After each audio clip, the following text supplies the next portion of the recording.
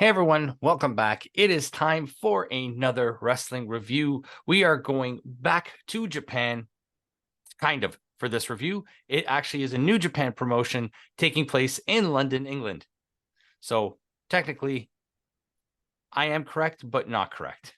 I mean, you're pretty correct. Yeah. With me once again, we have Campo.Reviews, the man who reviews TV shows, movies, wrestling. Just completed a tier list, might be out this week, maybe out already. Who knows? Slasher franchise. It's pretty good. Go on, check it out. I will leave the link in the description to that video below. But before you do and go check out his video, make sure you throw a like on this show, on this episode in particular. Make sure you comment, subscribe, comment, all that good stuff. Follow, ring that little bell for notifications, little ding ding. Helps me. It goes a long way. And I appreciate that. Let us grow that number before the end of the year. We got 2 months left. We can do it, guys. We can do it. So with that out of the way, we are going to review Royal Quest 3. How royal was your quest? It was pretty royal. It's pretty good. Like Zelda 2? I don't know. Not that good. Link's Awakening? Link's Awakening is better than Zelda 2. Wow. This guy said that out loud. Yes, I did. And I will die on that hill. Zelda 2, the side scroller, is the greatest game ever made. Link's Awakening is probably the greatest. And any Ocarina of Time fans are going to come at us in the comments. Well, you can come at me anyways, because Majora's Mask is better than Ocarina of Time. That we can agree on. Wind Waker, I mean, what's the new one called? Tears of the Kingdom. Breath of the Wild is probably the best Zelda game of all time. But I digress. Watch out for Taz. We should do a little Taz counter now in every show. We should just have an episode just about Taz. I think so. Top 17 Taz moments. It's just him saying, I digress. I digress. Just random Taz stories. And then the one time when he won the world championship. Yes. So let us start. No pre-show matches. I think you watched the same feed I did, right? Yeah, I mean, there was no different feed. Yeah, none of them worked except one. Unless through other means. But let's start with our first match. We have a returning Taiji Ishimori, his first match back since coming back from injury. We talked about him last week where he challenged Takahashi for the junior heavyweight championship, but his first match back is against Robbie X. So you're going to hear me say this a lot, I think. And it's not negative, but it's not positive. This was a good match in like 3.5 minutes. Like a lot of good things happened, but there was the match was over before I even knew what happened. Like I could have got up and went to the bathroom and came back, and this match would have been over. Yeah. I think this match was more of a match to get Ishimori back into the. There was a lot of good things here. That's what it's going to be. I think at the end of this, when we reach the end of this video, this was like Rev Pro's Forbidden Door. Yeah, it's going to be hard for me to rate this because a lot of these matches have really good stuff going on, but they're barely matches. Yeah, they were really quick, especially in the beginning. The first couple here, like this is how long was this match? You have a time counter for this? 7:48, and it felt like 3 minutes. Yeah, a lot of it is just them on the outside, doing nothing. Yeah, I did enjoy the commentary though. Ishimori looked good. Yeah, he looked fit. He looked ready. Sorry, I had a burp saved up there. I don't know where that was coming from. He looked fit. He looked like he was in the best shape of his life. Like, I mean, he's been looking like he's in the best shape of his life for like 10 years. Yeah, that's true though. Go off topic. I did kind of enjoy the commentary team of Chris Carlton and Gideon Gray. I did enjoy their banter and their chemistry, but I think Gideon Gray tries too hard to be a heel. It doesn't feel authentic. It feels completely fabricated. Especially the fact that United Empire are faces in England. Yes.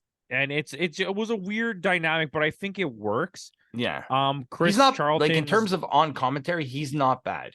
No, he's not. The mics were bad. Yeah. There was periods where it was just ear grating to listen to them talk. Yeah. Out of nowhere, the camera work was pretty bad too. It was, but it for a low. That's the thing though, because this is not Rev Pro. This is like New Japan. Yeah. So for New Japan, yes. For Rev Pro, it was good. For New Yeah. Japan, it was not good. It was Rev Pro that put on the show, though. So it's their production team. All right. So that's, it's Yeah. not what we're used to. Yeah. Ishimori goes over as he should. I mean, you got to build him up if he's going to be taking on Yeah, Takahashi. he's gonna win the title. Like, let's just get over it. What The was the title he point never. of building anyone else up? I don't even get it. I'm upset about When is that. Leo Rush going to get his run with the belt? When is Watto gonna get it? When is Yo gonna get it? When is Show gonna get it? Well, Show now has the KOPW, so Yeah, but he'll who cares about the KOPW? The KOPW was literally invented so that the Great Okan, can become. Shingo Takagi, and Taichi had something to do for a year. Yeah, and ELP at the I beginning. mean, Yeah, there was a feud, but he never the won it, did he? KOPW championship is basically their WWE 24/7 championship. Yeah, it's the It's DDT pointless. Iron Heavyweight Championship. Yes. But Ishimori goes over. On to the next match. Trent Seven, former partner and Mustache Mountain member of Tyler Bate, not Tyler Main, watch the tier list video to That's understand a reference. for that reference. If you find out that reference, let us know in the comments Not Tyson below. Kidd. Not Tyson Kidd. Versus El Desperado. I thought El Desperado was great. Mm-hmm. I thought there was the early half with Trent Seven was solid, but it never felt like a true meshing of like a match. It felt like he got gassed about 3/4 through the match. Yeah, and it's not like a knock on it, because once again, like, it was entertaining, it was decent ring work, but it felt like their two styles didn't mesh together. It just like clashed, and the match was over. Yeah, whereas Seven is more of a mat-based technician, and Desperado's hardcore high flyer kind of. Did I see ELP before? No, you said Desperado. Okay. Yeah, Go back and watch the tapes, it didn't really flow, and then like the entire match was based on the fact that he ripped El Desperado's mask, and then El Desperado came back. Yeah, El Desperado will beat the shit out of Trent Seven any day of the week. Yes, especially after watching that hardcore match with Moxley. And it's not even that he's bad. I actually like Trent Seven. Yeah. I just think that this is an awkward choice of matches. It was a clashing of styles. Yeah. As opposed to AJ Styles. Yeah, exactly. Styles clash. El Desperado goes over. There really was no point. Like, doesn't mean anything, doesn't go anywhere. But our next match is surprisingly one of my favorite matches on the show was Yota Tsuji versus Luke Jacobs. This might have been the best match on the show. I thought this was really well handled. It had a good flow to it. It wasn't overly long. They both have similar styles. They gave Jacobs like his shine, but they made sure that Tsuji won.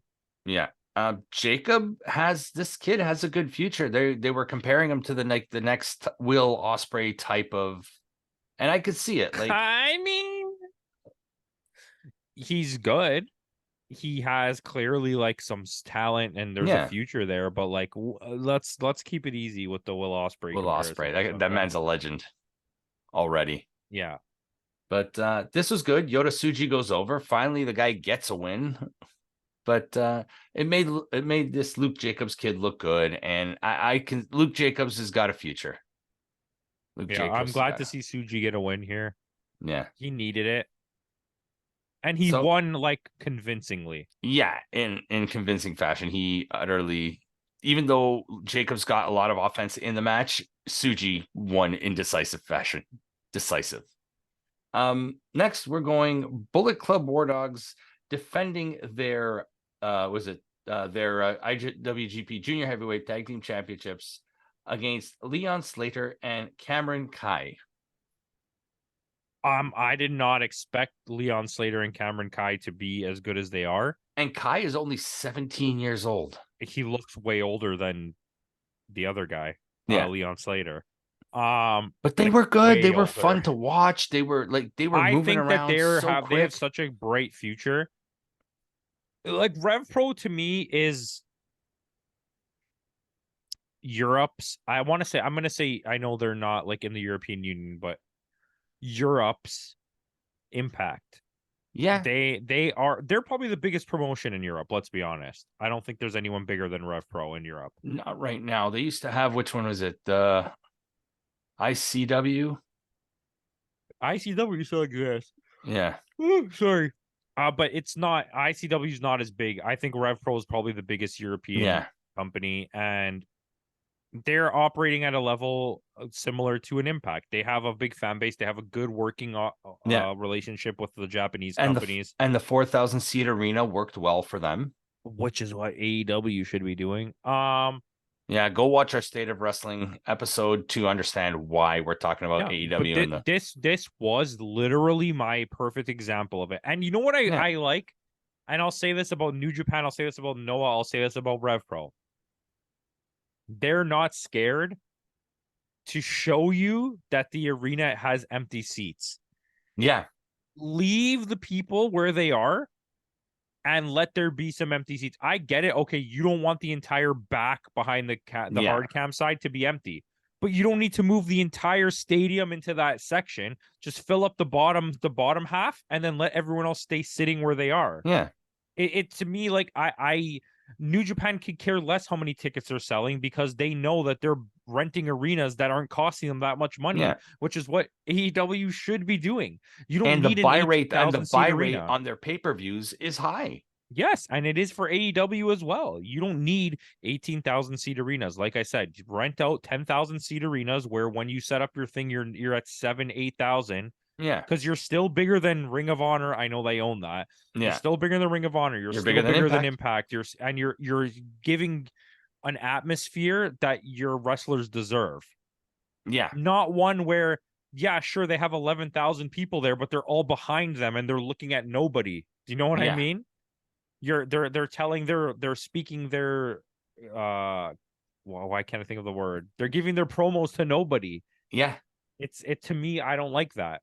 They're giving their promos to the people watching on TV because that's where the camera is. And I don't agree with that. I just don't. Because WWE does it too. Like I said, don't get me wrong. But WWE is much closer to selling out those arenas than AEW is. I've noticed now WWE, their promo is not as much on the hard cam anymore. They'll do it from where the announcers are, or they'll do it slightly off to the side. Yeah, it's really weird angles. Yeah. But I mean, they're selling out more than AEW is. Yeah. But Rev Pro doesn't care. They're showing you the whole up to top of the arena. Nobody's there. Yeah, but who cares? It was still like New Japan will show you when they're doing their G1 tournament. There's nobody sitting at the top at all. It's completely and they even keep empty. the lights on. Yeah, they don't care because their buy rates are so good. Yeah, okay, there only 1,000 people showed up to the show, but the cost for them to rent it was like a quarter of that price to set up everything, and then everyone paying to watch it on New Japan World makes them all their money back. Yeah. And I truly believe this. You take it how you want. I know they want this cable thing because that's how America works. Yeah.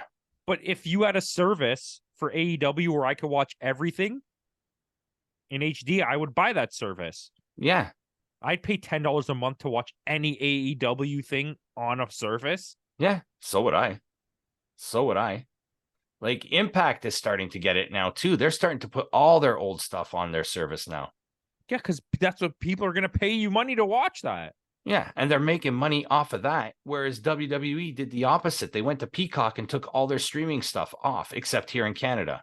Yeah, and it's so odd to me, too, because you have to wait like months to get the modern shit, except for the PLEs. Yeah. If you want to watch the new episode of Raw on there, you literally have to wait like 35 days to get it. And it's But the thing is, the New Japan model is good, too, because they charge you the 10 yen a month or 1,000 yen a month, whatever it is, which is about $10 a month Canadian. They'll charge you that. But if you want to watch the big shows like the Wrestle Kingdoms, the G1 finals, anything like that, it costs more. You have to pay on top of it. And that's the model that they're using. And people will pay money because the quality of the product is good.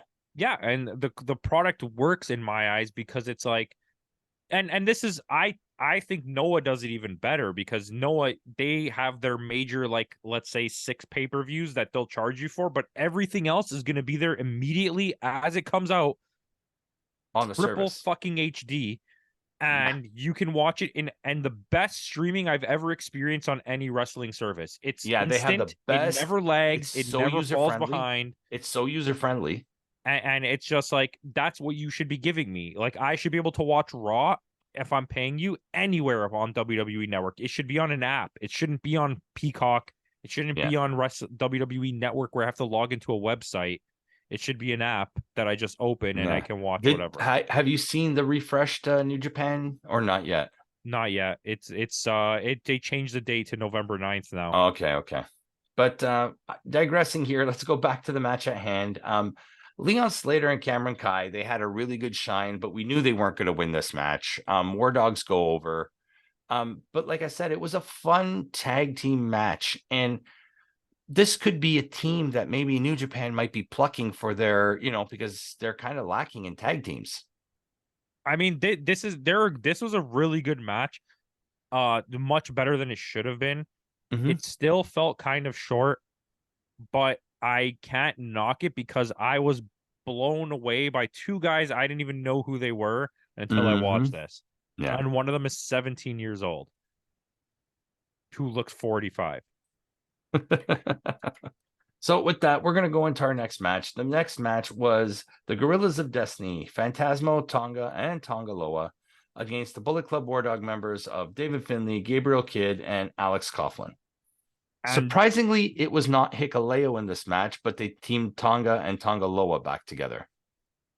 And I think there's reasoning because, once again, we're building to this tournament where I think, like I told you, this is what I said. So for everyone out there who doesn't know what I said because you weren't there when I was talking to him, Gorillas of Destiny are either going to be positioned to win the titles now if they're forfeited by ELP and Phantasmo. No.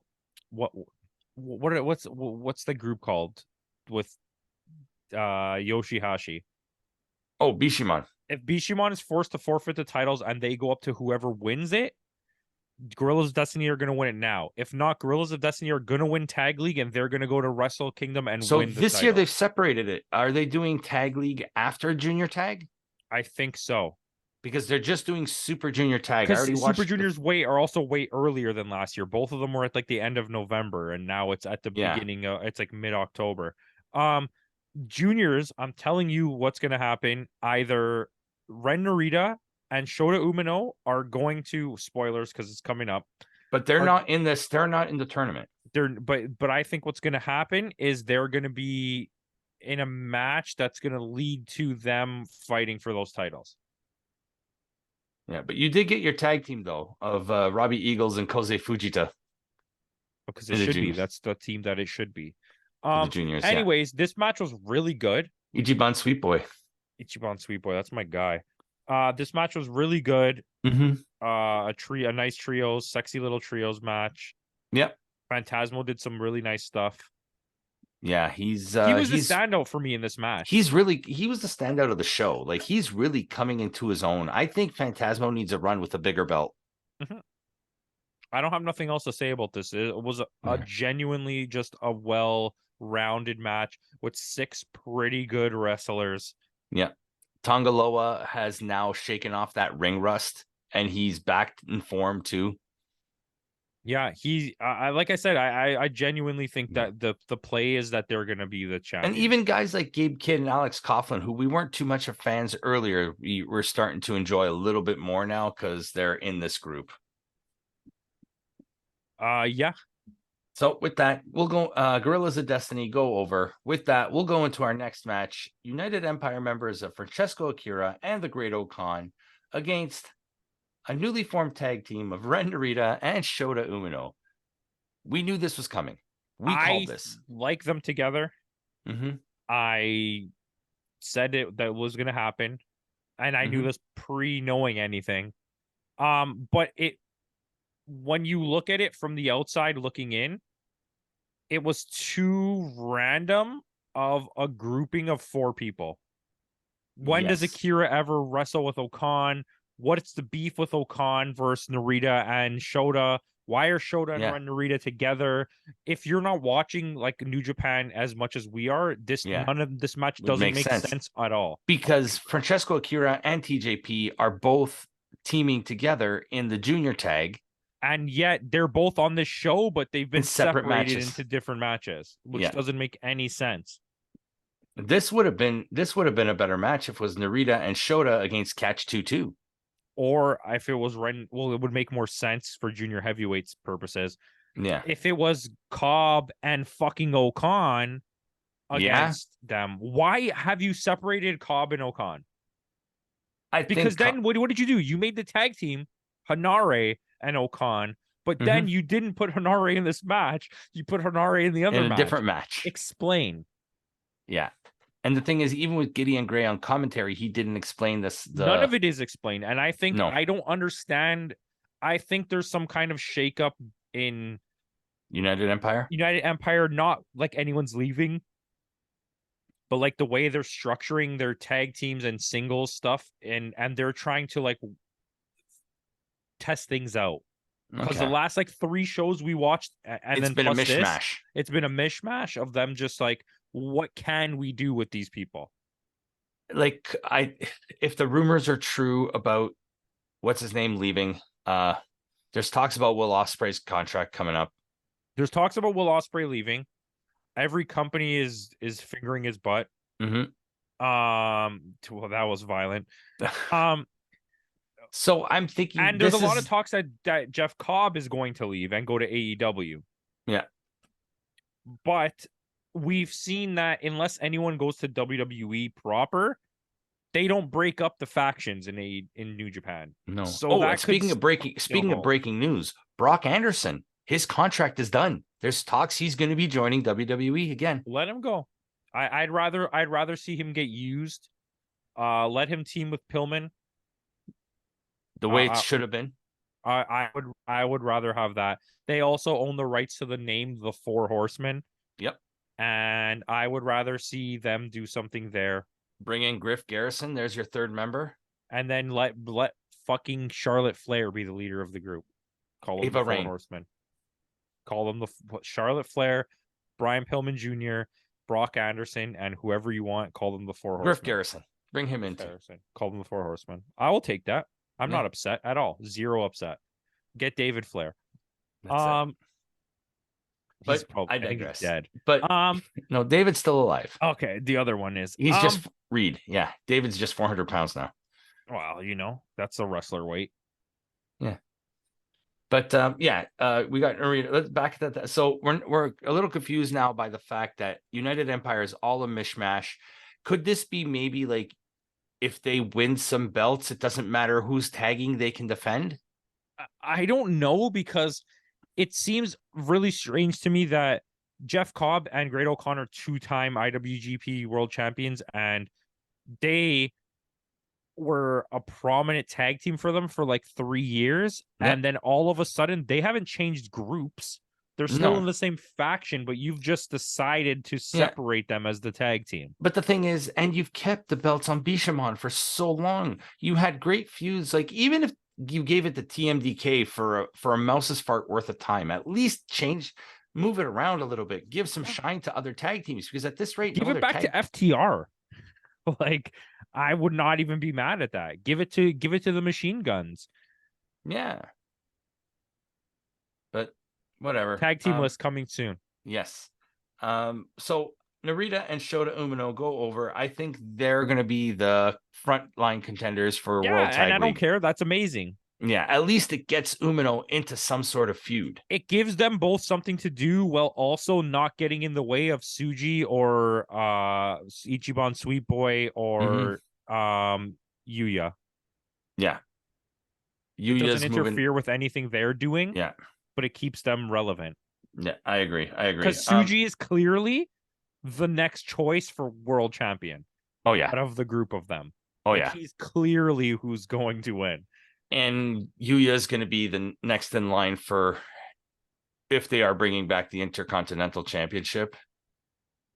I think Tsuji will win, and then Yuya will beat him, and Tsuji will go on to do whatever. I think Yota Tsuji, I could see 2025, 2026, he wins the G1. Eventually, Ren Narita will be like the TV champion, I think. Shota's going to be the weird outsider who wins a couple tag championships, and then all of a sudden swoops in his 30s and wins like 5 world championships in a row. Yeah. So we're gonna go next match. Just 5 guys members of Doki and Sonata against LIJ members Bushi and Naito. We're already starting to plant the seeds of the feud here. Yeah. And the more I watch Doki, we used to laugh at Doki. Oh, he was a joke, Dookie. Yeah. And now he's in a prominent group. He's showing us. They talk about it. This show and the last show. Yeah. They talk about how he was a joke. And now Doki Jokey. He's really worked to become a relevant wrestler, and he, like everyone knows the Doki Chokey. Yeah. That's top wrestling moves of all time. The Doki Chokey. I could even see Doki, like, really, even if it's as brief as it might be, give Doki a run with the junior heavyweight belt. Just something to give him. Yeah. Just to give him some, even if it's for like a month, loses at the next show, at least he has that to his name, gives him credibility. You know what I mean? Because until Doki wins that championship, I don't think he'll have that credibility as good as he's become. Fair. Yeah. So, but like I said, you're starting to see, the only thing I would have liked is if they kept Naito and Sonata separated a little bit more. They had too much in-ring time together. Yeah. You know what? I didn't even think of that, but now that you said that, I 100% agree with that. Yeah. But LIJ goes over. Bushi gets the win here. So, as it should be. With that next match, we are going into... Bushi needs more shine. Can we get some shine for Bushi? We need Bushi Titan junior tag belts. Oh, is that a thing? Are they a team? Yeah, they're in the. Okay, thank God. They were good last year. They had 2 teams, didn't they? LIJ. Yeah. Bushi Titan and. Oh no, they had the other team was in the regular. It was Narita. No, it was Tsuji. Was it Tsuji? No, it was the guy Takagi and Sonata. And no, was it? No, it was Sonata and Naito and Takagi and who else is in their group? It wasn't Tsuji. It was nobody. No, it was nobody. Takagi didn't have a teammate. No. It was Naito and Sonata, and then the juniors had Bushi and Titan. Yeah. But with that, we'll go into our next match. It is your favorite wrestler, mine, Eddie Kingston, Tanahashi, and Michael Oku. Okay, I will admit this is the point when the British crowd came out. Woke up. We got a lot of one fall and 60 minutes. But they were going hard for Tanahashi and Eddie Kingston. And this is your mishmash of TJP, Hinare, and Jeff Cobb representing United Empire. But I don't. This match was fine, but I think the atmosphere is what did it. Like Tanahashi taking off his shirt and everyone going absolutely fucking wild. They went ballistic for that. You can see Tanahashi puts on a better performance when the crowd is more energized behind him. Let's talk about this for a second. Tanahashi is, period, non-negotiable, one of the, not of this generation, greatest wrestlers of all time. Yeah. He also single-handedly saved what is now, in my opinion, the second largest wrestling franchise in the company ever. Right. And they've been around longer than WWE. So you got to give them credit for that. Yeah. But to me, it goes WWE and then New Japan in terms of world acknowledgement. Yeah. And he's the reason they still exist. Yeah. Because when Shinsuke left, he stayed. Yeah. And he's the reason that Okada is Okada. And Tanahashi in his prime was something special. He's still a really good wrestler. He just doesn't have knees. Yeah. But you kind of need those to wrestle. The fact that this is what I was talking about this with someone the other day. The fact that he can still, that his finishing move is still high fly flow at his age with the knees that he has. When you watch him in his match with KG, and every time Muto went up to do the moonsault and he would go up and pull him down, but then you're letting him go up to do high fly flow. Like, somebody pull this guy down, Grandpa. Like, chill out. Yeah. But he still does it. I think he's still willing to put his body out there. He's going to need to adapt, because I don't enjoy watching him anymore, because his style doesn't suit what his body can do. Where Chris Jericho is willing to do a wild thing here and there, but most of his moveset has adapted to what his capabilities are. You know what I mean? Like, Ishii doesn't wrestle. Ishii and understands that I'm going to wrestle Eddie Kingston style, where we're just going to do 97 slaps and then stretch plums. Do you know what I mean? He needs to evolve like that, but he's too stuck in him being the ace, which I don't know what this is, but it's a thing. Sisma. You know what I mean, though? Like, he's not bad. No, he's not. When we watch as much wrestling as we do, I can't appreciate anymore what you're doing.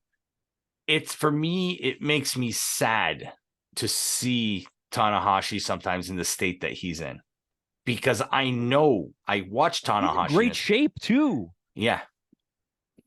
He can't. He can barely walk to the ring anymore, though. When you see Tanahashi versus Okada, Tanahashi versus Omega, those matches like Tanahashi versus Jericho, those are Tanahashi versus AJ Styles. Like, he's one of the greatest wrestlers of all time.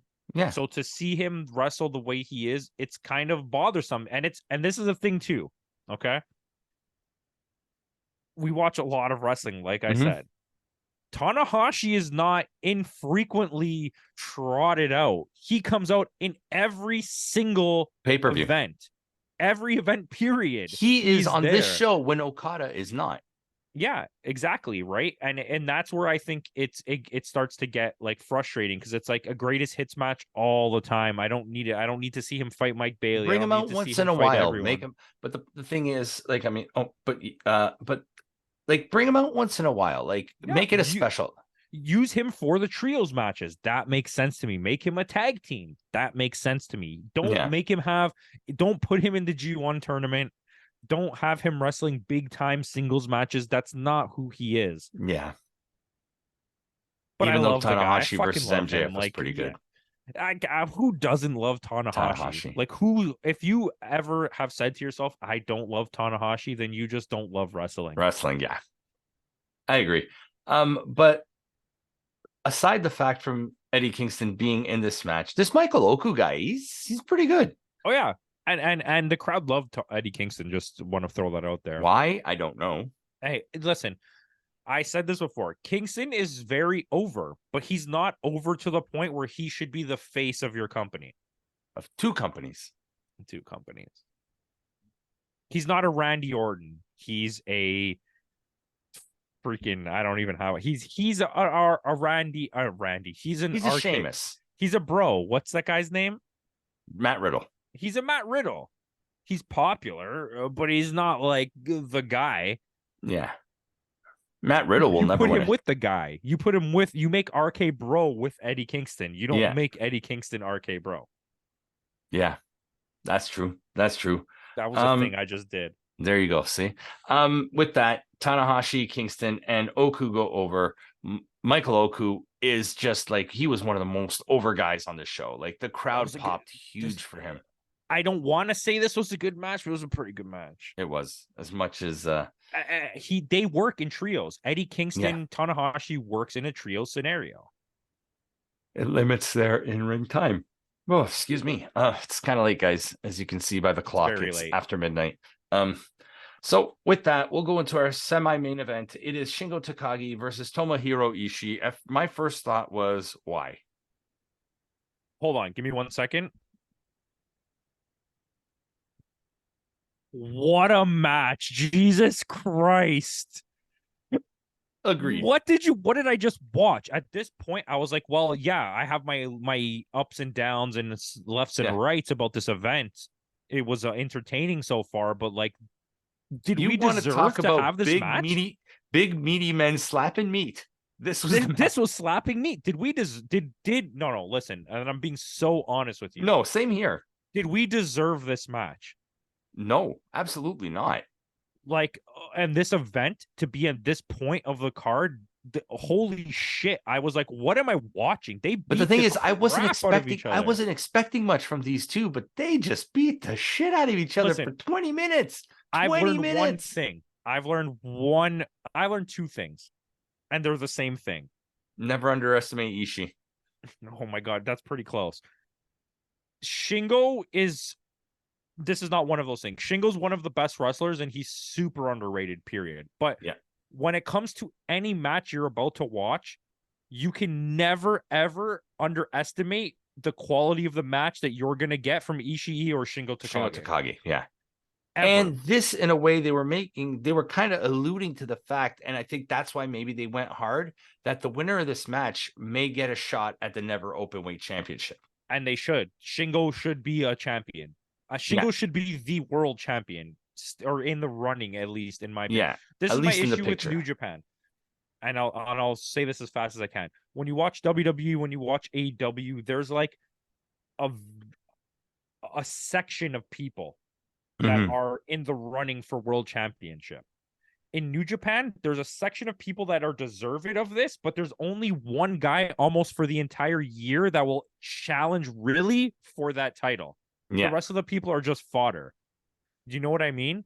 So it's like, when you come into the year, you get your grouping of people, and then it narrows down to like, it's going to be this one guy for the rest of the year, and maybe he's going to win or not. In other companies, those people have legit chances. In New Japan, they don't have chances. There's one guy that has a chance, and that's it. Like, for example, why is Drew getting the title match at Crown Jewel? Because he's going to lose. We know this. Yeah. But that's what... In New Japan, that's what everyone is who faces Sonata. We know everyone until we get to the story part of the year. But this is long-term storytelling with New Japan. And it's fair. It's not poor storytelling, but it's great.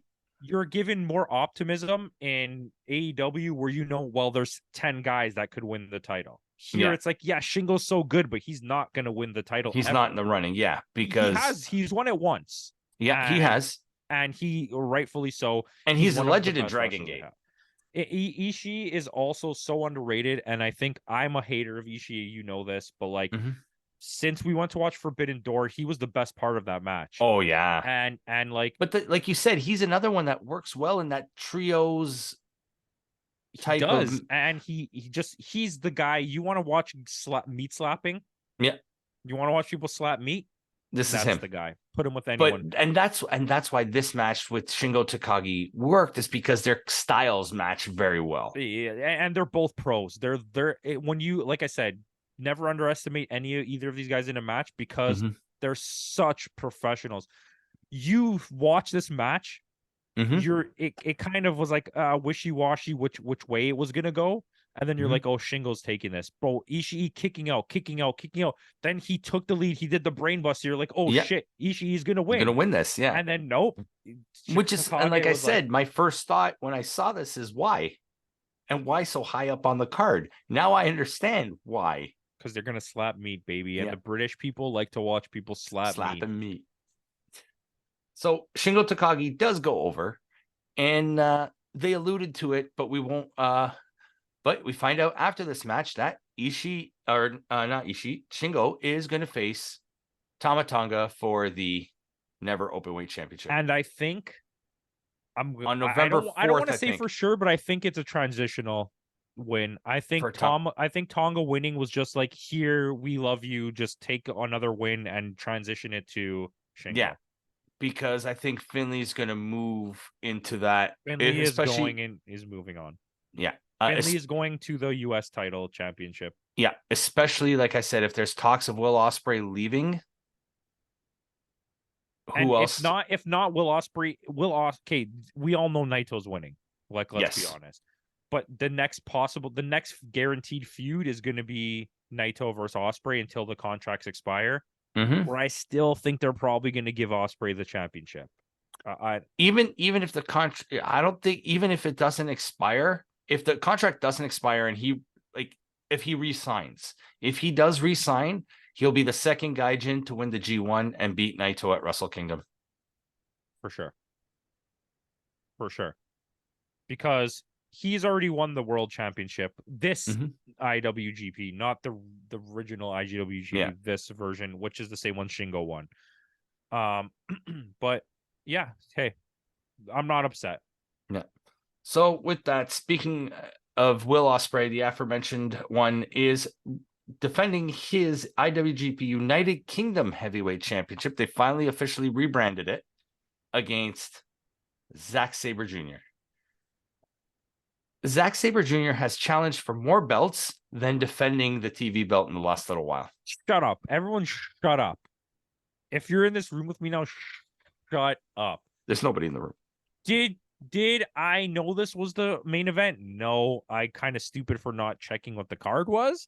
Am I upset about this main event? No. Was I kind of jacked that it was the two best British wrestlers in the world, maybe of all time, wrestling against each other? Yeah. Did I enjoy this match? Holy crap. Maybe match of the year. I think this is, I mean, once again, who's in this match? This match was magic. It was magic. Match? Will Ospreay, another match for match of the year. Yep. To mark me down for this potentially being match of the year, because this was amazing. This was something that you didn't know you wanted until everything clicked. Two best British wrestlers in England. And this is the biggest event they have all year. And you're like, holy crap, this is happening. And then you got the fans. Oh, Zack Sabre Jr. And then they're singing the whole Will Ospreay song. And like, this is why British fan base is the best. Yes. They're not here to cheer for one or the other. They're here to cheer for wrestling. They're here, they will boo who they hate. Like when the WW, and it's like hate. It is not like you're a heel and I don't like you. It's like we do not like you. We're booing. Man, what a great atmosphere in this match. It set the tone for like one of the best matches I've seen since I started watching wrestling again. Like just the pairing of the aerial stuff that Will Ospreay does with the ground stuff that Zack Sabre Jr. does. But that's the thing. Will Ospreay can keep up with Zack. He was reversing all his moves. And Zack kept up with him on the strength side. Like that's where, and if you watched Danielson versus Sabre Jr., that's like where they had the difference of opinion, where Zack Sabre Jr. hit him with a lot of strength, but Danielson hit him with the strikes. Yeah, it was like his strikes were quick and fast, and Zack Sabre Jr. but had the strength of just like holding him down. And I think this was another match where it shouldn't have worked because they're so different, but it worked so well. And it's like two skinny boys slapping meat. Yeah. And Zack Sabre Jr. is actually taller than Will Ospreay. And he's jacked right now. This is the best he's looked since I've ever seen him. But that's the thing. Like him, the fact that he's so tall and so skinny, it doesn't look like he's in that great. But he is slap meat, baby. Just do it. Like what a sick match. I don't even want to like break this down. Like this is something that everyone don't even watch this pay-per-view. Just watch this match. Just see this match. This is such an excellent match. It's one of those matches, in my honest opinion, that is a game changer in the sense of like, I don't watch wrestling anymore. No, watch this match. Yeah. Just like Caps. I'm tired of watching wrestling. It's all the same. No, we'll just watch this match. Watch this match. Yeah. It's so good. It's a different, complete style of wrestling. It's as British as you can possibly get. So with that, Will Ospreay goes over. He retains. They do a little back and forth. And you want to give away who comes out to the ring? You go ahead. You do it. No, you do it. You do it. It's your show. You do it, Campo. I give you the honors. Go for it. Who comes out to challenge Will Ospreay? Come on. I don't have a mic. I put my notes away. I don't have a mic. not doing it. I can't even read my notes. It's Shota Umino. Shota Umino comes out to challenge Will Ospreay, which was a little weird. That was hilarious. I put my notes away. I didn't remember. That was so good. This is staying in the video. This is staying in the video. Could you hear me? Yes. The mic was so far away. How did you hear that, but you couldn't hear Bad Boys playing? Because the phone wasn't very loud. Off topic. But yeah, this is staying in the video. But yes, Shota Umino, after we just talked about how this is a good pairing for him, he's not going to win. No, he's not. But this is a tip of the hat to Jon Moxley, in my opinion. Yeah, wrestling for that title is my mentor is like synonymous with the U.S. Championship. Yeah, and I think this is, even if Umino doesn't win, this kind of puts him a little bit higher on that pecking order. He should already be up there, man. Come on. Yeah, but he's been floundering like tags. I know, because like I said, there's a clear view. Oh, I hit myself right in the glasses. There's a clear view that Tsuji is the guy. Yeah. Right now. And he's great. Yeah. Shooter's the best one of all of them. He has the potential to be, yes. And Ren Narita's, like, they're all great. Okay, let's be honest. Narita, Yuya. I love Sweet Boy. I love my Ichiban Sweet Boy. But Tsuji is set up in the most perfect position. He's in the most prominent, probably, group that's not Bullet Club. Yeah. With probably the most popular wrestler in New Japan. And his moveset is so simple and smooth. There's no like questions about his character. Yeah. Shooter, you have a lot of like, what's this? What's that? What's going on here? You know what? I wouldn't even be upset if Shooter beats him. No, I wouldn't be upset at all. Zero. And I think you use that as fuel to keep this tag team going and cause a rift between them that Narita's jealous that he has that title. I would take create something fresh, something different. So this way you can. I hate split storylines, but Narita and Shooter is perfect like makings. The perfect split storyline. Yeah, absolutely. So with everything, what would you rate this show then? I don't know. I don't have my notes. Hey. 7.3. Okay, I went slightly higher. I gave it a 7.5, just with like putting all the audio issues and the video issues aside. I didn't want to. You know me. Usually I say like these kind of things don't matter, but this really affected it. I think there was a lot of really bad camera work. And the audio got like ear grating at times where I had to mute it because it was like Chris Screechy. Charlton's thing was like on a new level of tearing my ears apart. Especially when he got louder, as he got excited, the mic would like create that. But then all of a sudden it would like snap out of it and it was perfect sound quality. Yeah. Like you said, he just films it from inside of a little closet. Yeah. He didn't have the echo though. I'll give him that. No. So I learned how to get rid of the echo. But with that out of the way, guys, thanks again for joining us. Make sure you tune in later this week. PWI released their top 250 women of the year. And once again, I'm not as upset about this list as I was with the men's, but the wrong person is number one. And Campo can agree to that. I don't know. I don't have my notes. That's going to be a running joke. My new thing. That's going to be your new thing. So with that out of the way, guys, thanks again for joining us. Like I said, tune in later in the week. Make sure you drop a thumbs up. Make sure you give us a subscribe. And in the words of Kenny Omega, goodbye and goodbye.